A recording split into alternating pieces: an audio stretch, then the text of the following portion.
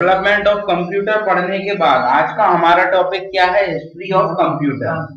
कि आपका जो चार्ल्स बेबेज ने कंप्यूटर बनाकर तैयार कर दिया था, उस समय कंप्यूटर निर्माण के लिए क्या-क्या उपकरण लगते थे और आज कंप्यूटर बनाने के लिए क्या-क्या चीजों का प्रयोग किया जाता है, वो किसमें आएगा? हिस्ट्री ऑफ कंप्यूटर में। ठीक है। अगर आपने कभी सुना हो कि पहले के जमाने में जो कंप्यूटर बनते थे वो बहुत बड़े हॉलों में रखे रहते थे या उनका आकार बहुत बड़ा होता था, और आज हम बात करें तो हमारा एक कंप्यूटर हम हाथ में लेकर एक जगह से दूसरी जगह आसानी से क्या कर सकते हैं? जा सकते हैं और ले जा सकते हैं उसको। तो ये सब चीजें हम कहाँ पढ़ेंगे? History of computer. 1822 में चार्ल्स बेबेज ने सबसे पहले डिजिटल कंप्यूटर बनाया। पास्कल से प्रेरणा लेकर डिफरेंशियल और एनालिटिकल इंजन का आविष्कार किया।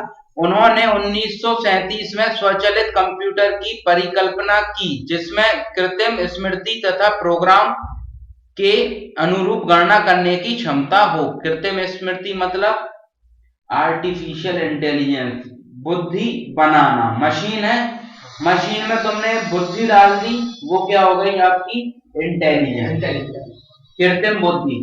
जैसे आज अगर आप बात करो तो अपन देखेंगे यहाँ पर आर्टिफिशियल इंटेलिजेंस का आप एग्जाम्पल अगर नॉर्मल देखना है आपको, मोबाइल फोन में पहले आप ज्यादा अमाउंट का डेटा सेव नहीं कर पाते थे, और आज आप देखो तो आप 8 GB 16 32 64 इतना डेटा आप क्या कर रहे हो? आप मशीन में आप क्या कर रहे हो? मेमोरी डाल रहे हो, आप स्मृति डाल रहे हो।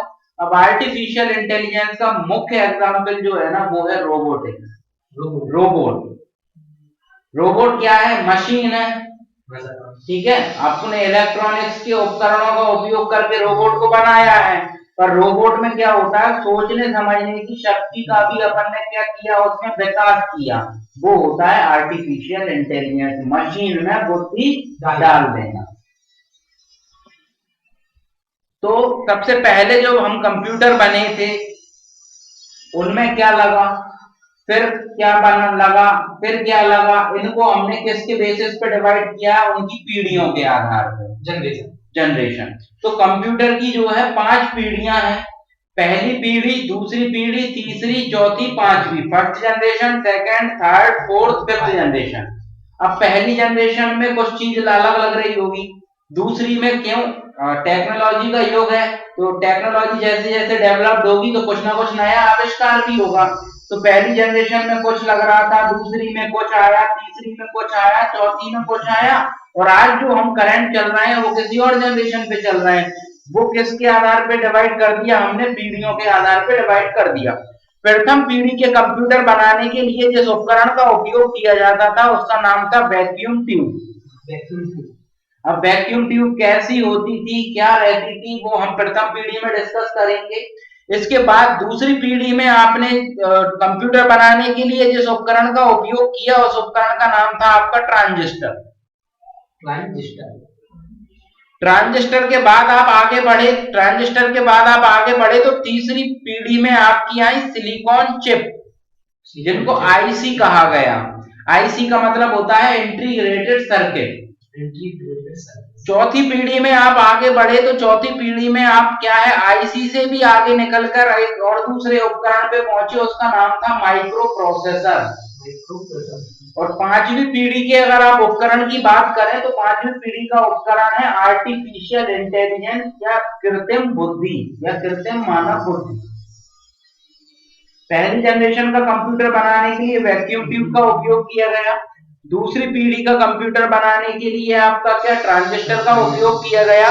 तीसरी पीढ़ी का कंप्यूटर बनाने के लिए किसका? सिलिकॉन चिप या आईसी। चौथी पीढ़ी का कंप्यूटर बनाने के लिए माइक्रो प्रोसेसर का उपयोग किया गया, और पांचवी पीढ़ी का कंप्यूटर बनाने के लिए जिसका उपयोग किया गया? आर्टिफिशियल इंटेलिजेंस या कृत्रिम बुद्धि। अब हम आते हैं सबसे पहले फर्स्ट जनरेशन पे।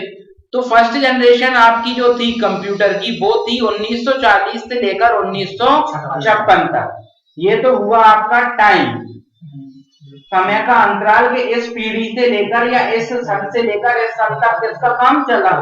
इसके बाद पहली पीढ़ी के कंप्यूटर बनाने के लिए जो मुख्य पुर्जा जिसकी जरूरत पड़ी है, जो मुख्य कंपोनेंट लगाकर हम कंप्यूटर बना रहे थे, उसका नाम था वैक्यूम ट्यूब। ठीक है, कई बार पेपर में पूछा जाता है प्रथम पीढ़ी के कंप्यूटर बनाने के लिए किस उपकरण का उपयोग किया गया, वैक्यूम ट्यूब का। यह वैक्यूम ट्यूब किस पीढ़ी के कंप्यूटरों में उपयोग की जाती थी, प्रथम पीढ़ी। इतना ठीक है सर। प्रथम पीढ़ी के कंप्यूटरों में सर्वप्रथम वैक्यूम ट्यूब का प्रयोग किया गया और वैक्यूम ट्यूब का नाम हिंदी में होता है निर्वात नलिका। ठीक है, निर्वात नलिका का मतलब क्या है, आप देख सकते हो यहाँ पे आपको ये फिगर दिख रहा है, ये वैक्यूम ट्यूब का फिगर है, कांच की ये ट्यूब बनी हुई है। ठीक है, कांच की एक ट्यूब बनी हुई है, इसका आकार अगर आप देखोगे ना तो ऐसे 3 फीट या 3.5 फीट लंबा, और अगर आप गोलाई की बात करोगे तो 5 से 6 इंच, पूरी डायामीटर की बात कर लें तो 6 इंच की डायामीटर, इतना बड़ा एक लोहे का कंपोनेंट, लोहे का नहीं गिलास का। ठीक, इसके बाद आप देखोगे भाई कांच का बना हुआ है, तो कांच का बना है तो टूट फूट की संभावना भी होगी। आपने पहले वाले बल्ब देखे होंगे जिनमें अंदर नियोन आर्गन गैस भरी रहती थी, पुराने बल्ब देखे लाइट वाले, जो आपको सूरज जैसी रोशनी फेंकते थे और अगर आप उनको टच करोगे तो वो भयंकर गर्म हो जाते थे। पुराने बल्ब नहीं देखे कांच के, सराबी भी आते हैं ना, तो उन बल्ब को आपने देखा होगा, तो अगर आप 5 मिनट उनको जला के फिर पकड़ो तो एकदम से आप क्या हो जाओगे, जल जाओगे। और आजकल जो एलईडी लाइट आ रही है, आप उनको 5 मिनट या 15 मिनट की जलाओगे तो उनकी कंपैरिजन में वो इतनी गर्म नहीं होती हैं। ठीक है, कांच का होने के कारण टूट फूट की संभावना भी रहती है। ठीक है, ये सब इस पीढ़ी में क्या होते थे, वैक्यूम ट्यूब के कारण डिसएडवांटेज मान लो या कुछ भी समझ लो आप इसका। प्रथम पीढ़ी के कंप्यूटर बनाने के लिए सबसे पहले किसका उपयोग किया गया, वैक्यूम ट्यूब का उपयोग किया गया। इन वैक्यूम ट्यूब की वजह से इन कंप्यूटरों का आकार बहुत बड़ा हो गया था, ऐसा नहीं था कि एक वैक्यूम ट्यूब लगती थी, सैकड़ों वैक्यूम ट्यूब लग रही हैं। अब सैकड़ों वैक्यूम ट्यूब लग रही हैं इतनी बड़ी बड़ी, तो आप भी सोच सकते हो कि एक हॉल बराबर आकार घेरेंगी।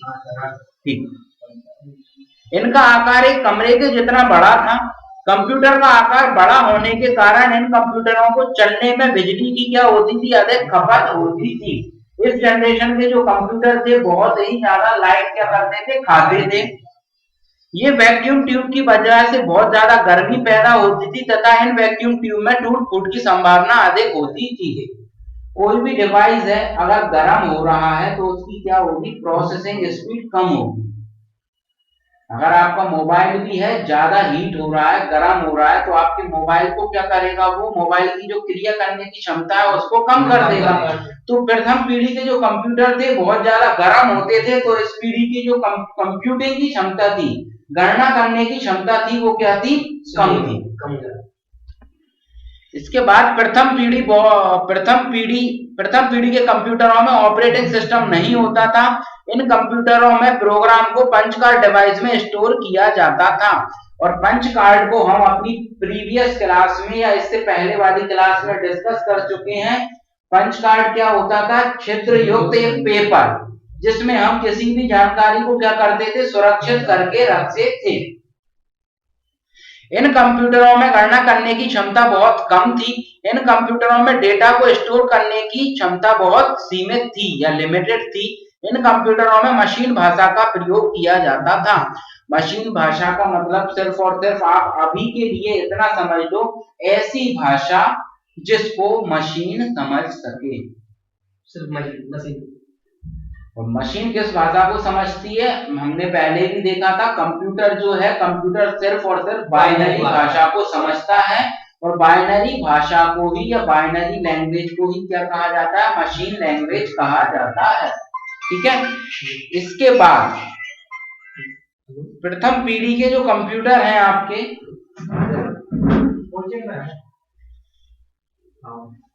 प्रथम पीढ़ी के जो आपके कंप्यूटर हैं वो किसका उपयोग करके बनाया गया, मुख्य चीज हम क्या देखें तो वैक्यूम ट्यूब। मेन पार्ट क्या है प्रथम पीढ़ी के लिए, वैक्यूम ट्यूब। और डेटा को सुरक्षित किस चीज में किया जाता था, तो पंच कार्ड। इसके बाद क्या हुआ, सबसे पहला इलेक्ट्रॉनिक डिजिटल कंप्यूटर कौन सा बना था, हमने कल डिस्कस किया था, कौन सा सर, सबसे पहला इलेक्ट्रॉनिक डिजिटल कंप्यूटर और इलेक्ट्रोमैकेनिकल कंप्यूटर कौन सा था, दोनों बताओ। सर जे एबीसी वाला सर जे एटमॉस पहली कंप्यूटर है वो इलेक्ट्रॉनिक डिजिटल है, मतलब इलेक्ट्रॉनिक उपकरणों का उपयोग करके बनाया गया। और इलेक्ट्रोमैकेनिकल की बात करें तो मार्क 1 या doctor Harvard Elkin Mark 1, Elkin है आइकेन मार्क 1, ठीक है, डॉक्टर हार्वर्ड आइकेन मार्क 1, ठीक है, ठीक। अब पहली जनरेशन में आपके कंप्यूटर बने, पहली जनरेशन में भी कुछ कंप्यूटर बने और उन कंप्यूटरों का नाम क्या था या उनका आकार कैसा था वो हम अब देखते हैं। जो आपके पहले पीढ़ी के कंप्यूटर थे, पहली पीढ़ी में 3 कंप्यूटरों का आविष्कार हुआ। पहला था आपका ENIAC, दूसरा था आपका EDSEC, तीसरा था आपका यूनिवेक। यूनिवेक का फुल फॉर्म होता है यूनिवर्सल ऑटोमेटिक कंप्यूटर, EDSEC का फुल फॉर्म होता है electronic delay storage automatic computer और ENIAC का फुल फॉर्म होता है electronic numerical integrator and computer, electronic numerical integrator and computer. पहला कौन सा, ENIAC, दूसरा बना EDSEC और तीसरा बना यूनिवेक। ENIAC का फुल फॉर्म क्या है, इलेक्ट्रॉनिक न्यूमेरिकल ENIAC, हाँ, electronic numerical integrator and computer. दूसरे का फुल फॉर्म है EDSEC का electronic delay storage automatic computer और तीसरे का फुल फॉर्म है आपका यूनिवर्सल ऑटोमेटिक कंप्यूटर। तीनों के आपको फुल फॉर्म याद रखना है एग्जाम के पॉइंट ऑफ व्यू से। कई बार क्या होता है पेपर में साफ साफ लिखा मिल जाता है ENIAC का पूरा नाम क्या है, तो electronic numerical integrator and computer, और दूसरा EDSEC electronic delay storage automatic computer और यूनिवेक का यूनिवर्सल ऑटोमेटिक कंप्यूटर। अब जो पहला कंप्यूटर था आपका यूनिवेक तथा ENIAC कंप्यूटर पहली पीढ़ी के कंप्यूटर मशीन के उदाहरण है। इस जिसे सन 1945 में बनाया गया था। ENIAC कंप्यूटर का वजन 30 टन, 30 टन मतलब समझ रहे हो 300 क्विंटल, 300 क्विंटल उसका क्या था, वजन था। इसमें 18,000 वैक्यूम ट्यूब लगी थी, 1500 रिले लगे थे, हजारों ट्रांजिस्टर कैपेसिटर का प्रयोग किया गया। इसका संचलन या इसको चलाया कितनी बिजली से जाता था, तो 200 किलोवाट बिजली से इसको चलाया जाता था, ठीक है। और आपका यूनिवेक जो है पहला आपका कमर्शियल कंप्यूटर माना जाता है। कमर्शियल मतलब ये होता है किसी व्यावसायिक संस्था में रखा हुआ कंप्यूटर। कौन सा माना जाता है, यूनिवेक। पर अगर आपसे आप कभी कोई पूछता है कि विश्व का सबसे पहला इलेक्ट्रॉनिक डिजिटल कंप्यूटर कौन सा है, अगर ABC लिखा मिल रहा है तो ABC सही है और ABC नहीं मिल रहा है तो ENIAC 100% सही है। और ENIAC का full form electronic numerical integrator and computer. Full form बहुत अच्छे से याद रखने हैं सभी, ठीक है। पहली पीढ़ी में आपका इतना ही था, vacuum tube, punch card, duration ध्यान रखना हो तो 1940 से 1956, ठीक। पहला कंप्यूटर ENIAC, दूसरा EDSEC, तीसरा यूनिवेक।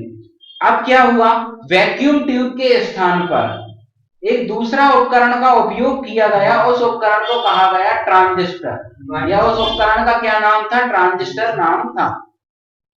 वैक्यूम ट्यूब क्या रहती थी, वैक्यूम ट्यूब आपकी साइज में बहुत बड़ी होती थी और ट्रांजिस्टर आपका होता है बिल्कुल एक छोटा सा डिवाइस। अब कितना छोटा होता है वो भी मैं आपको बता दे रहा हूं। ट्रांजिस्टर आपका होता है बिल्कुल एक, ये मान लो कि काली मिर्च देखी है अपन ने, काली मिर्च से हल्का सा बड़ा, हल्का सा, ज्यादा नहीं। अब काली मिर्च भी आप मानोगे तो बिल्कुल एक छोटे से मोती जैसी रहती है, उससे थोड़ा सा बड़ा ट्रांजिस्टर होता है। दूसरी पीढ़ी का अगर हम टाइम की बात करें कि दूसरी पीढ़ी कब से कब तक चली, तो दूसरी पीढ़ी का टाइम पीरियड है 1956 से 1963, दूसरी पीढ़ी का कंप्यूटर बनाने के लिए सबसे ज्यादा मुख्य कलपुर्जा जो था वो आपका था ट्रांजिस्टर, या कई बार पेपर में पूछ लिया जाता है वैक्यूम ट्यूब के स्थान पर किस चीज को लाया गया, तो ट्रांजिस्टर को लाया गया। कंप्यूटर की दूसरी पीढ़ी में ट्रांजिस्टर का आविष्कार हुआ और इसका उपयोग अब कंप्यूटर में किया जाने लगा। ये ट्रांजिस्टर वैक्यूम ट्यूब की अपेक्षा अधिक सक्षम थे तथा इनका आकार भी उनकी अपेक्षाकृत काफी क्या था, छोटा था। 1947 में ट्रांजिस्टर की खोज के साथ ही कंप्यूटर के युग में एक क्रांति आ गई। अब कंप्यूटर में वैक्यूम ट्यूब के स्थान पर ट्रांजिस्टर का प्रयोग किया जाने लगा। ट्रांजिस्टर का आकार वैक्यूम ट्यूब की अपेक्षाकृत बहुत ही छोटा होता था, जिसके कारण ये कम स्थान घेरता था। ये वैक्यूम ट्यूब की तुलना में सस्ते होते थे और ट्रांजिस्टर की कार्य क्षमता वैक्यूम ट्यूब की तुलना में क्या थी, अधिक थी। ये कम गर्मी पैदा करते थे। इनके प्रयोग से कंप्यूटर का आकार प्रथम पीढ़ी की अपेक्षा क्या हो गया था, छोटा हो गया था। इन कंप्यूटरों को चलने के लिए कम बिजली की आवश्यकता होती थी, इनकी क्षमता अधिक थी और अब कंप्यूटर तेजी से काम करने लगा था। प्रथम पीढ़ी के जो आपके कंप्यूटर थे आकार में बहुत बड़े थे, लाइट ज्यादा खाते थे, गर्मी पैदा करते थे और वैक्यूम ट्यूब के कारण होता था ये सब। अब जब वैक्यूम ट्यूब ही हमने निकाल दी तो लाइट भी कम खाएंगे, गर्मी भी कम पैदा करेंगे और गर्मी कम पैदा करेंगे तो पहली पीढ़ी की तुलना में कंप्यूटर की कार्य करने की क्षमता क्या हो जाएगी, बढ़ जाएगी। तो द्वितीय पीढ़ी में ट्रांजिस्टर लगाने से कंप्यूटर के युग में क्या आ गई, एक क्रांति आ गई। क्रांति कैसे आ गई कि जो आपका पहले पीढ़ी में जो भी आपकी कमियां थी वो कमियां एकदम से दूर हो गई, आकार एकदम से बहुत ही कम हो गया, पहली पीढ़ी की अपेक्षा कम हुआ। ऐसा नहीं है कि आज आप बोलो कि लैपटॉप बन गया या कंप्यूटर बन गया, नहीं, पहली पीढ़ी की तुलना में आकार क्या हो गया, आपका कम हो गया। अब हम बात आते हैं ट्रांजिस्टर पे। तो ट्रांजिस्टर आपका क्या होता है, ट्रांजिस्टर आपका एक सेमीकंडक्टर का बना हुआ डिवाइस होता है। एक होता है चालक, एक होता है अर्धचालक और एक होता है कुचालक। चालक मतलब ऐसे मटेरियल या ऐसे सब्सटेंस, मटेरियल बोले जिनमें लाइट आसानी से क्या हो जाए, फ्लो हो जाए, निकल जाए, वो क्या होता है, आपका चालक होता है। अब लाइट का सबसे अच्छा चालक तो वैसे कहलाता है आपका चांदी, कॉपर, सॉरी सिल्वर, ठीक है। सबसे ज्यादा अच्छा कंडक्टर या चालक कौन है, चांदी। पर चांदी के वायरों का हम यूज नहीं कर सकते, क्यों, क्योंकि चांदी एक महंगी आपकी क्या है, मेटल है, महंगा। तो चांदी के बाद कौन सा है, कॉपर, तांबा। तो हम क्या है, तांबे का उपयोग करते हैं तार बनाने के लिए, उसमें से लाइट आसानी से क्या हो जाती है, फ्लो हो जाती है। एक होता है अर्धचालक, और अर्धचालक का मतलब क्या होता है, अर्धचालक ऐसे मटेरियल होते हैं जो किसी विशेष परिस्थिति में अपने अंदर से लाइट को फ्लो होने देते हैं। कुचालक, ये ऐसे मटेरियल होते हैं जो किसी भी अवस्था में अपने अंदर से लाइट को फ्लो होने नहीं देते। रबर, वुड, लकड़ी, इनमें से आप कितनी भी कोशिश कर लेना, लाइट इनके अंदर से फ्लो नहीं होगी। तो ट्रांजिस्टर जो रहता है वो आपका काय का बना रहता है, सेमीकंडक्टर मटेरियल, अर्धचालक धातु का बना रहता है। अर्धचालक, अर्धचालक में किसका चालक होता है, तांबा। अर्धचालक में किसका बना होता है, मैं बता रहा हूं। ट्रांजिस्टर काय का बना होता है, सिलिकॉन और जर्मेनियम का बना होता है, और सिलिकॉन और जर्मेनियम को ही कहा जाता है अर्धचालक। ये ना तो चालक हैं ना कुचालक हैं, बीच के हैं। कुछ विशेष परिस्थिति में इनके अंदर से लाइट क्या हो जाती है, फ्लो हो जाती है, ठीक है। ट्रांजिस्टर कैसा मटेरियल, ट्रांजिस्टर काय का बना होता है, अर्धचालक का बना होता है। सेमीकंडक्टर काय का, सिलिकॉन और जर्मेनियम का बना होता है, ठीक है। अब ट्रांजिस्टर के बारे में होने को तो और सारी चीजें रहती हैं। ट्रांजिस्टर क्या होता है, इसमें डोपिंग की जाती है, मिलाए जाते हैं पी टाइप और एन टाइप मटेरियल को, तो हमको वो याद नहीं रखना है। हम तो अब आते हैं ट्रांजिस्टर की संरचना में। तो ट्रांजिस्टर 3 टर्मिनल का एक उपकरण होता है। आप फिगर में यहाँ पे देख पा रहे होगे, तो 3 टर्मिनल हैं आपके, 3 तार दिख रहे हैं आपको, ट्रांजिस्टर के अंदर तीनों तारों के नाम आप यहाँ पे देखोगे। सी का मतलब होता है कलेक्टर, बी का मतलब होता है बेस और ई का मतलब होता है एमीटर। फिर नीचे वाले फिगर में देखोगे ई का मतलब एमीटर, बी का मतलब बेस और सी का मतलब क्या होता है कलेक्टर। ट्रांजिस्टर जो रहते हैं वो आपके दो प्रकार के होते हैं, एक होता है एनपीएन ट्रांजिस्टर और एक होता है पीएनपी ट्रांजिस्टर। पीएनपी और NPN. NPN PNP PNP NPN. अब आप एक चीज देख पा रहे होगे दोनों फिगर में कि यहाँ सी है ऊपर वाले में ऊपर और नीचे ई है, और यहाँ देखोगे ई ऊपर है यहाँ नीचे सी है, पलट है, ठीक है। पर बेस का स्थान कभी नहीं बदला, बेस अपना एक ही जगह पे है, बीच में। बेस मतलब हो गया एक तरीके से न्यूट्रल। दो सर्किट हैं इसमें, एक ऊपर कौन सा सर्किट है कलेक्टर बेस का और एक है एमीटर और बेस का, तो दोनों सर्किट के लिए कॉमन कौन है बेस। बना काय का होता है वो याद रखना है। अर्धचालक में सिलिकॉन और जर्मेनियम का दो प्रकार का होता है, एनपीएन और पीएनपी। अब पेपर में कई बार एक क्वेश्चन पूछा जाता है, एनपीएन ट्रांजिस्टर में, ये एरो दिख रहा है, ये तीर छोटा सा, एनपीएन ट्रांजिस्टर में एरो की दिशा किस साइड होती है, तो एनपीएन ट्रांजिस्टर में एरो की दिशा बाहर की साइड होती है। और पीएनपी ट्रांजिस्टर में, सॉरी एनपीएन, पीएनपी सही है, एनपीएन ट्रांजिस्टर ऊपर वाला है और पीएनपी ट्रांजिस्टर आपका नीचे वाला है। एनपीएन में एरो की दिशा बाहर की साइड और पीएनपी ट्रांजिस्टर में एरो की दिशा अंदर की साइड। एक चीज याद रखना, अगर आप इसको भी भूल जाओ, इसको आप बना लेना, ठीक है। बनाने के बाद आप एक बेस्ट एग्जांपल बता रहा हूं, हमेशा लाइट पॉजिटिव से नेगेटिव की साइड फ्लो होती है, पॉजिटिव टर्मिनल से नेगेटिव की साइड। अब आप ऊपर नाम दो इसको पी एन पी, फेल हो गया, क्यों फेल हो गया, पी एन पी, तो ये तो नेगेटिव से पॉजिटिव जा रहा है, फेल हो गया। अब इसको नाम दो एन पी एन, पॉजिटिव से नेगेटिव, यहां देख लो पी एन पी, तो पॉजिटिव से नेगेटिव। एनपीएन ट्रांजिस्टर में एरो की दिशा बाहर की साइड होती है और पीएनपी ट्रांजिस्टर में एरो की दिशा अंदर की साइड होती है। ट्रांजिस्टर के कितने टर्मिनल होते हैं, 3 टर्मिनल। बना काय से होता है, कितना बना सिलिकॉन और जर्मेनियम का, अर्धचालक धातु का। और अगर आप देखोगे टर्मिनल तीनों के नाम कितने प्रकार का होता है, 2 प्रकार का। कौन से है उसमें, कौन सी एरो में कहां दिशा होती है, वो कौन से ट्रांजिस्टर में एरो की दिशा किस साइड होती है, वो भी याद रखना। एक में बाहर की साइड है, एक में अंदर की साइड है, ठीक है।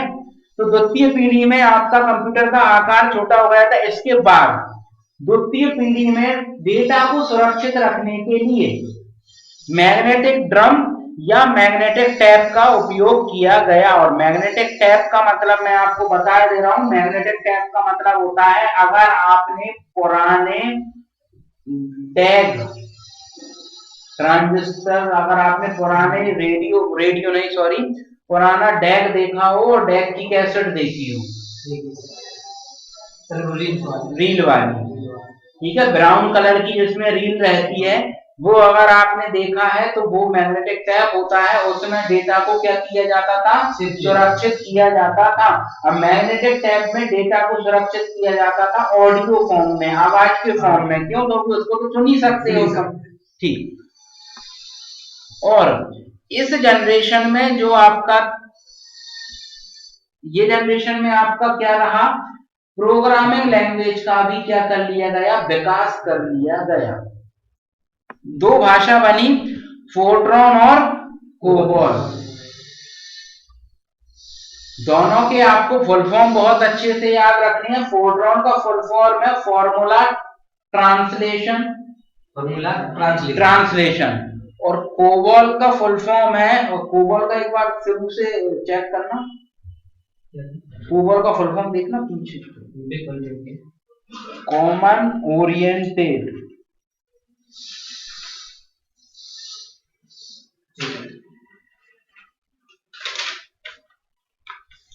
कॉमन बिजनेस ओरिएंटेड लैंग्वेज में क्या है कि थोड़ा सा वही कंफ्यूज हो रहा था, कॉमन ओरिएंटेड बिजनेस लैंग्वेज, ठीक है। कोबॉल का फुल फॉर्म, तो दोनों के फुल फॉर्म भी याद रखने हैं, कॉमन ओरिएंटेड बिजनेस लैंग्वेज, और फोरट्रॉन का क्या है, फॉर्मूला ट्रांसलेशन। अब आप आओगे तीसरी पीढ़ी में, कंप्यूटर की जो तीसरी पीढ़ी थी वो 1964 से लेके 1971 तक, तो उसका क्या था, टाइम पीरियड था।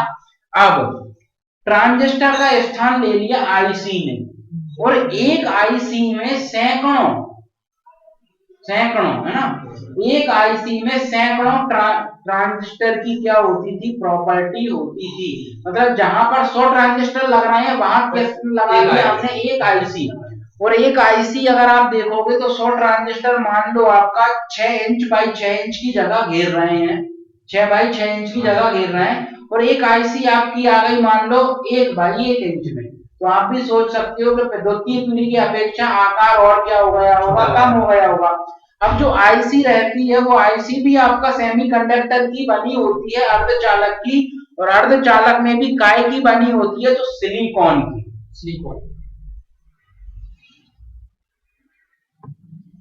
इस पीढ़ी के कंप्यूटर में इंटीग्रेटेड सर्किट का प्रयोग किए जाने लगा, जो ट्रांजिस्टर की अपेक्षाकृत क्या थे, काफी छोटे थे। इंटीग्रेटेड सर्किट का हिंदी में नाम होता है एकीकृत परिपथ। या आईसी के विकास के साथ ही आधुनिक कंप्यूटर की तीसरी पीढ़ी का क्या हुआ, जन्म हुआ।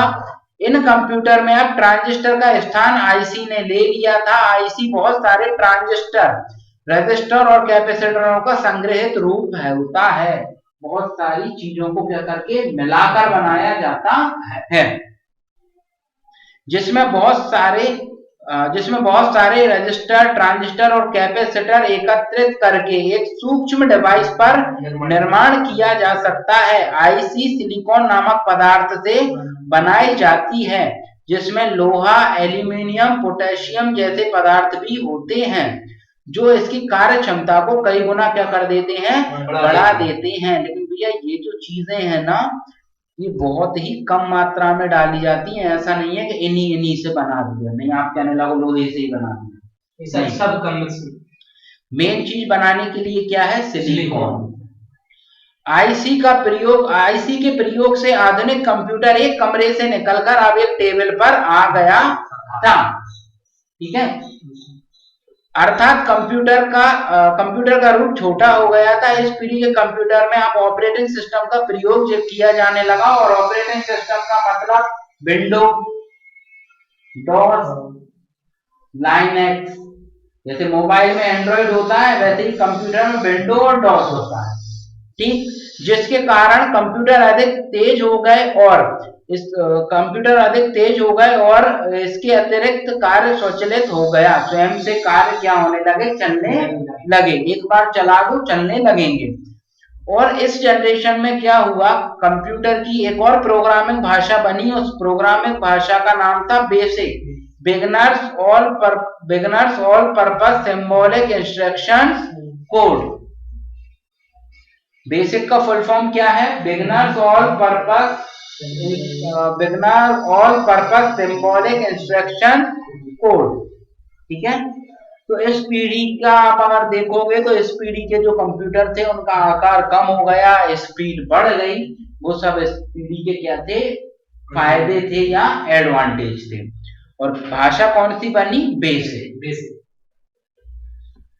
अब हम आते हैं हमारे चौथी पीढ़ी जो थी। चौथी पीढ़ी की अगर आप बात करो तो चौथी पीढ़ी का टाइम ड्यूरेशन की बात करो 1971 से लेके प्रेजेंट मतलब आज का समय। और आज का समय मैंने यहाँ पे क्यों लिखा है, कई किताबों में आपको यहाँ पर ऐसा लिखा मिलेगा 1971 से लेके 1990 या 1991, लेकिन मैंने प्रेजेंट क्यों लिखा है, इसका एक रीजन है, क्योंकि हम लोग अभी जिस पीढ़ी पे हैं, हम लोग इसी पीढ़ी पर हैं। किस पे, फोर्थ जनरेशन। फिफ्थ जनरेशन जो है ना, फिफ्थ जनरेशन आज भी चल रही है और भविष्य में भी इसी पे क्या होगा, कार्य चलेगा। तो वो देखेंगे क्यों प्रेजेंट लिखा है और क्यों नहीं लिखा 1990। फोर्थ जनरेशन का जो मेन मुख्य कलपुर्जा था उसका नाम था माइक्रो प्रोसेसर। और एक माइक्रो प्रोसेसर में हजारों ट्रांजिस्टर या सैकड़ों आईसी मिलाकर बनाया जाता है।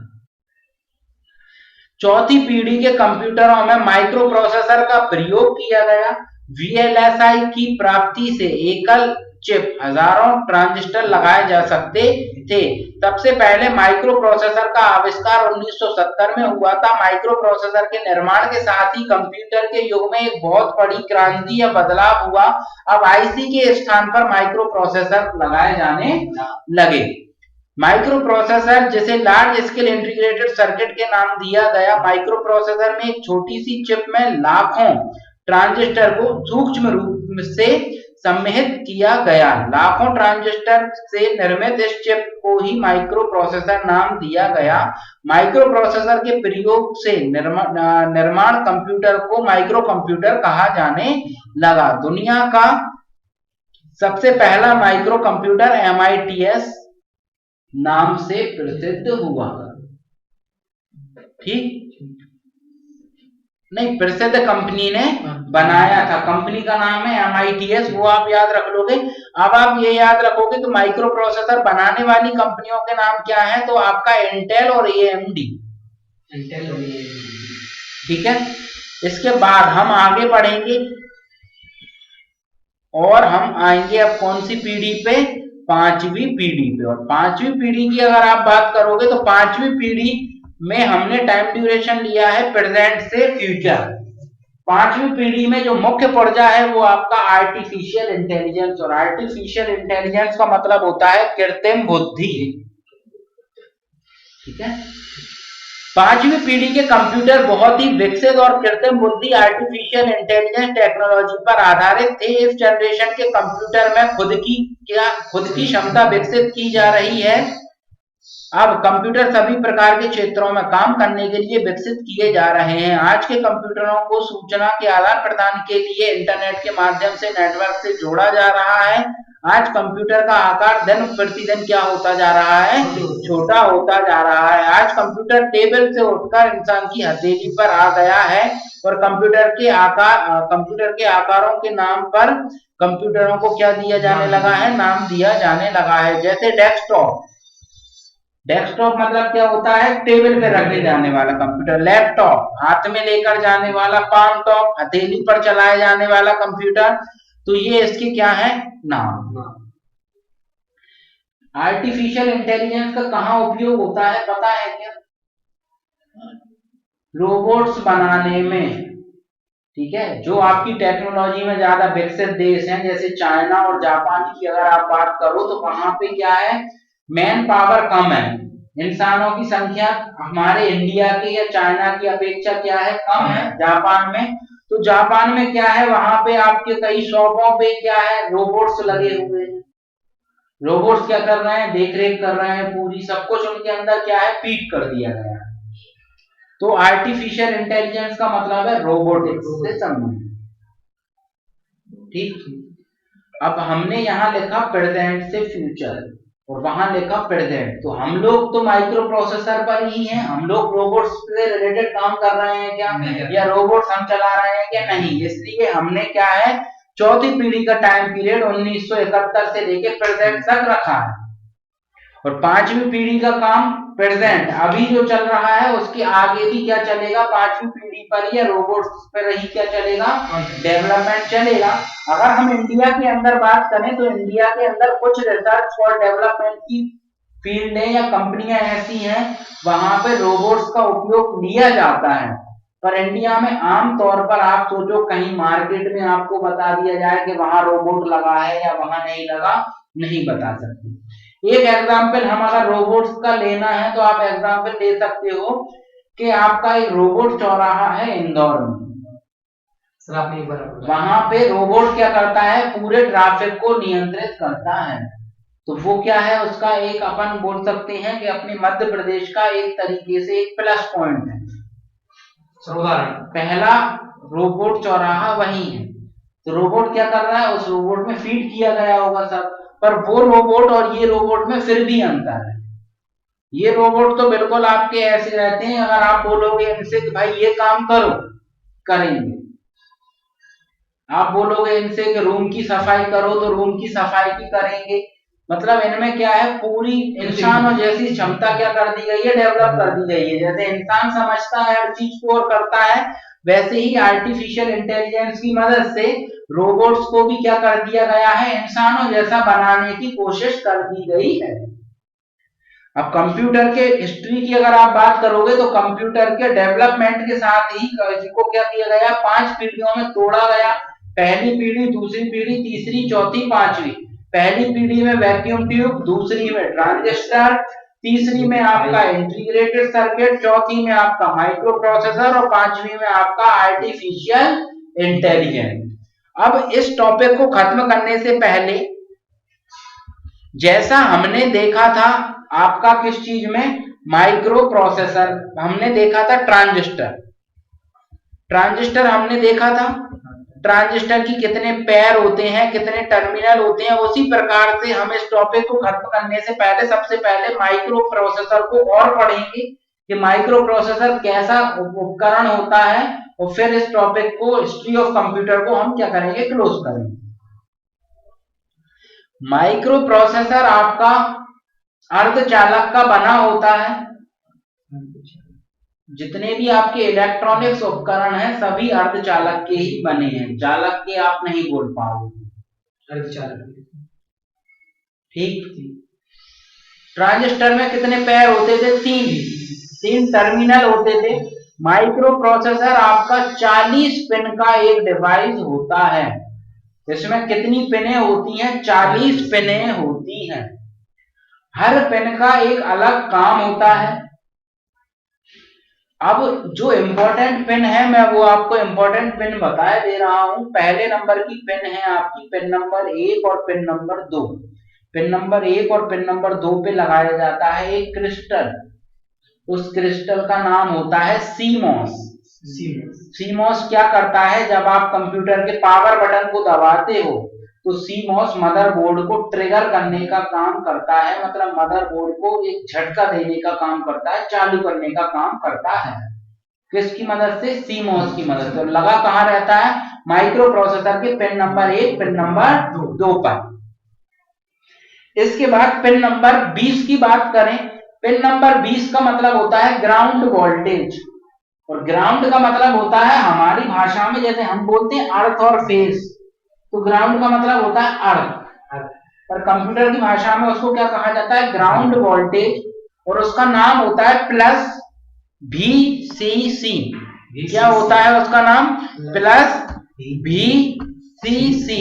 और जो C है आपके, वो C आपके कहां लगे रहते हैं, दोनों C इनके V के किसमें, बेस में, V के नीचे। पिन नंबर 20 पर आपका क्या लगा रहता है, प्लस VCC, ग्राउंड।